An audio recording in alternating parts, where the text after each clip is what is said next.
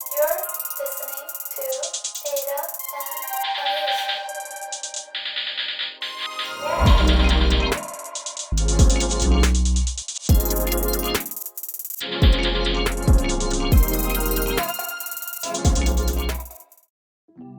Hi and welcome to a thrift flip. In this one I'm taking this shirt that I thrifted quite a long time ago, and I used to wear this one a lot a few years ago, but I haven't in a while because the fit isn't great.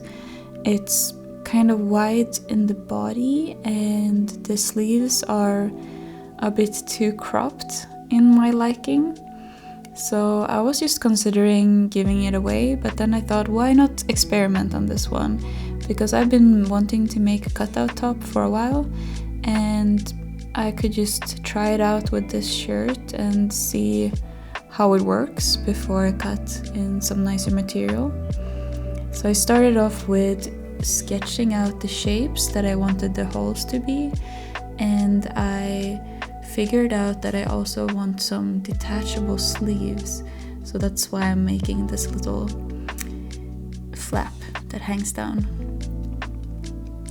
I lay it flat and I clean up the lines. I decided to only mark out one side because it's a lot easier when you cut the shapes out to put them on the other side and transfer the markings so they are more or less symmetrical.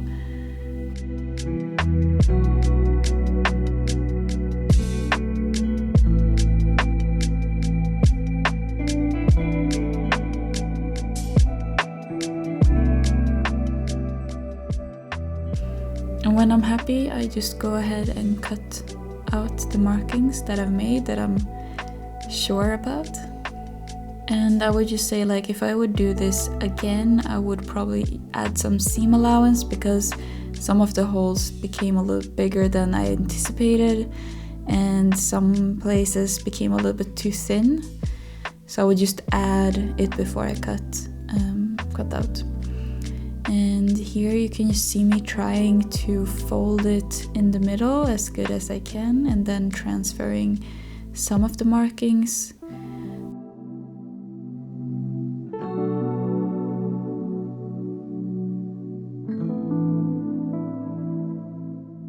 Then using the shape that I already cut out to put on top and be able to trace the exact shape. And here I'm doing the same thing with the sleeve as well. I'm just using the seam allowances on the cutout parts as reference, so I'm just matching those up with the other side.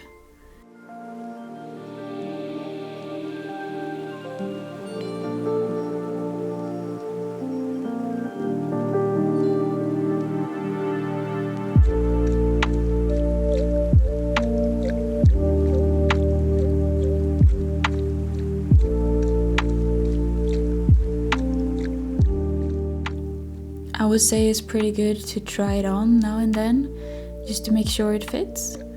And here I'm just trying to figure out where I want the bottom to be cut off. Because it's a stretch knit, it sometimes shrink a little bit, so just be wary about that and maybe cut it a little bit longer first. I wanted some under boob to be showing, so that means I have very little room of failure. And here you can also see me figuring out how much I needed to take in on the sides and on the sleeves, just making a mental note of it later. And here I'm just gambling and cutting away the bottom. It turned out really good, but yeah, it's for sure a tricky one. You don't know how much it will shrink and so on.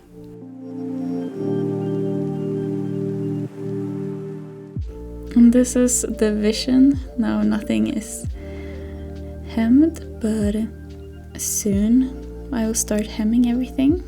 And I decided also to go with these detachable sleeves because I thought it was cute. In the bottom I will attach an elastic to like pull everything down so it doesn't ride up. Then I go ahead and iron the seam allowance inwards with 1 centimeter everywhere and pinning it in place. I am using a flat lock stitch, and my overlock machine basically have this function, but it's not so common. But I would say you could just use a zigzag seam or a twin needle instead, or just any seam that is stretchy. So here I'm just cutting out, I think, the bottom elastic part and also like small straps for the shoulders, because the holes became a little bit too big and made the shoulder part kind of fall down, so I just attached this shoulder thing to make it a little bit better. Then I'm making detachable sleeves and matching them up so they're the same width where the buckle is going to be attached. I'm also making these small fingerless gloves. I was gonna attach them to the sleeves, but I decided against it because now I can have both versions, either both gloves and sleeves or just sleeves, which is pretty nice. And here you can just see me using the cover lock for all the edges.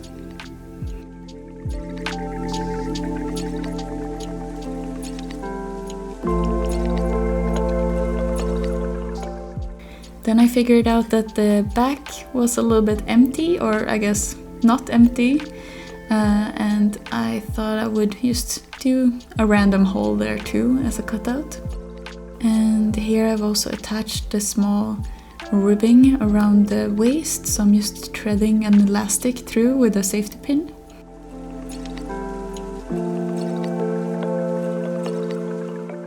And then I'm putting them flat on top of each other and like stitching as if it's like a small butterfly shape basically, and that is to keep it stretchy but hold it in place.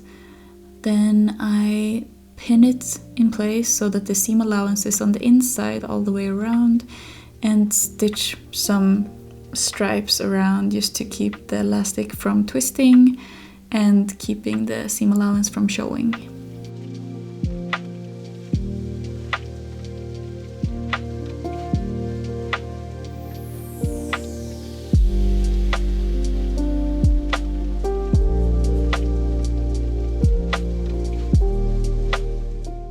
Here I'm attaching the buckles on the shoulders, and it was a little bit tricky because there was not a lot of fabric to work with, but I just did like a zigzag back and forth. It's not the prettiest, but none of this really was. And here I am just using one sleeve as a reference to how much I should remove to make them fit more snug. And I'm just cutting away the same amount of the other one and overlocking it again.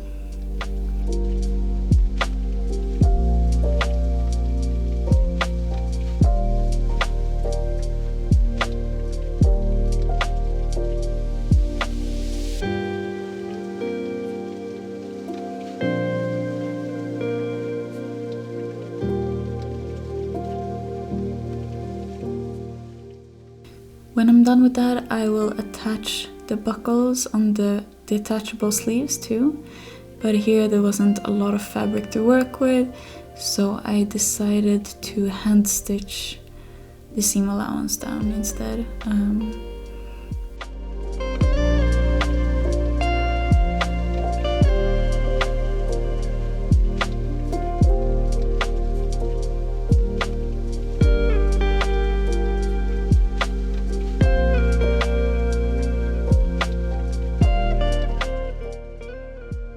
I hope you enjoyed this video. Give it a thumbs up or leave a comment, and I will get back to you, and I'll see you in the next video. Bye! This is the final result.